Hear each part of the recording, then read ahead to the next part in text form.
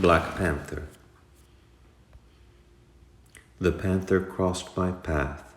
I did not see her footprints in the darkness, nor the track that she had taken. I could not look back to see the shadows of her memory. Only her golden eyes and their reflection surfaced in my eyes.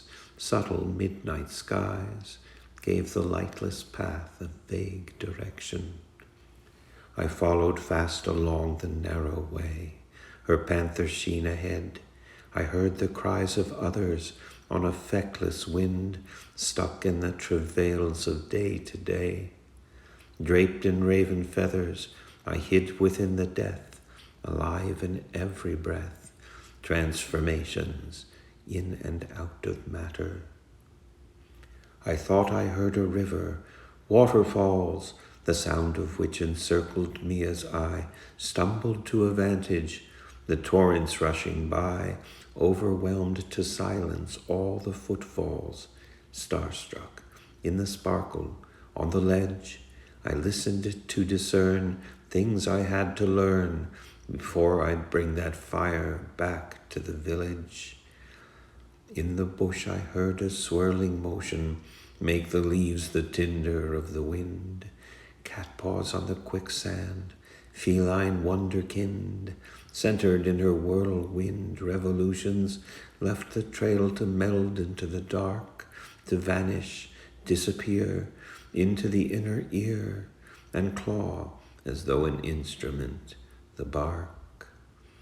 I say to those quite close that she is near, just arrived before the constellation of the decibels, in some specific order, ignited the starlight conjured in my ear, and helped me to project in these nocturnals this lean black cat stalking ancient forests, quick and brilliant, lithe and sensual.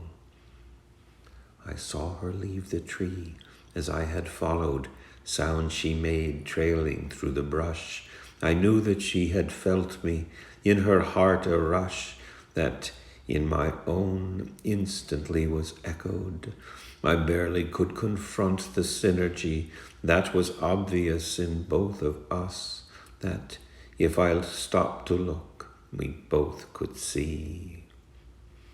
I followed her through moments and their instants. She fled me into darkness, into day. She knew that I would follow, nor could turn away.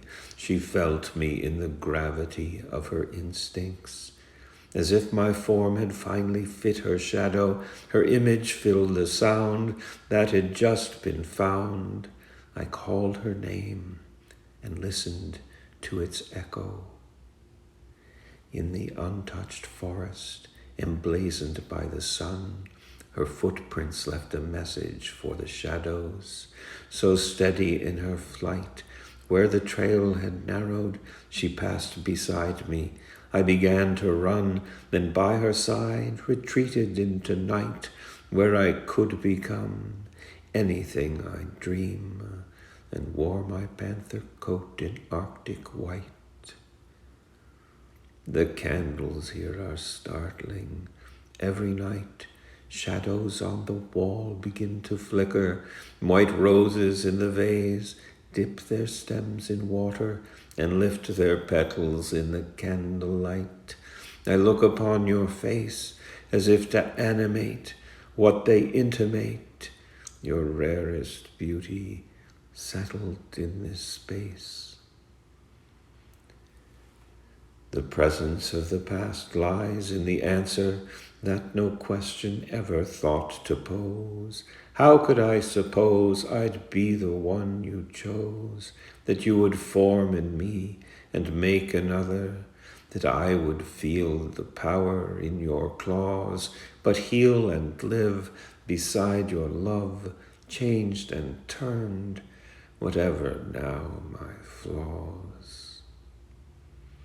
As daylight comes, the vision starts to fade. It's time to water plants and feed the doves. The absence of the night has quietened my love. But memories begin to throw their shade back where your brilliant eyes again excite an intimate desire to intimate the fire, to quicken breath, to breathe the morning light.